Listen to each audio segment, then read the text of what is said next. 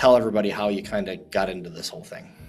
Yeah, for sure. So the first kind of what I call seed was planted for Ride Your Way back on May 14 of 2013. That's when I was diagnosed with a rare type of pediatric brain cancer called CNS germinoma.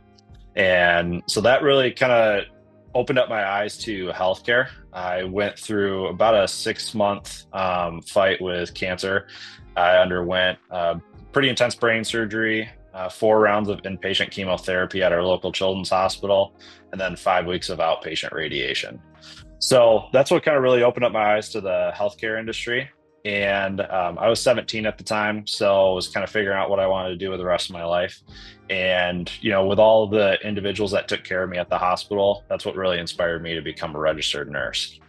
And through nursing school, through actually practicing as a bedside nurse on the same unit that I was treated on, what really kind of opened up my eyes was the fact that one of the social determinants of health and one of the biggest barriers to healthcare is transportation.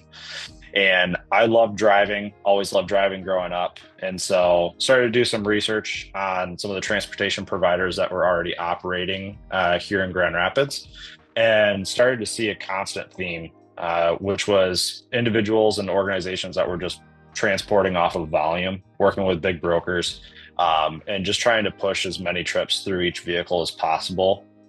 And what really, the big downside to that was the individuals that were being transported were not getting the quality of care that they deserved, and they weren't getting to their appointments. So transportation was more of a hindrance than it was of value to the patient themselves, and then also the healthcare worker as they're scheduling transports and trying to coordinate everything.